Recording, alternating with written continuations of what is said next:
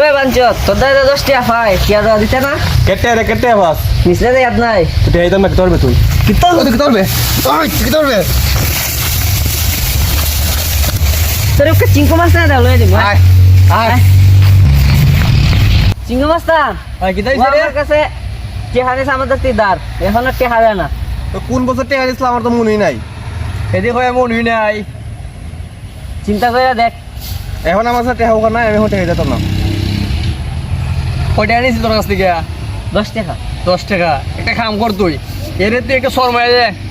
শর্মালে 10 টাকা বাদ তুই বই থাক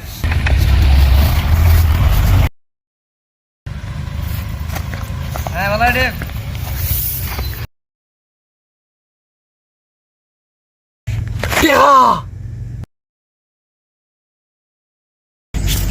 বিশ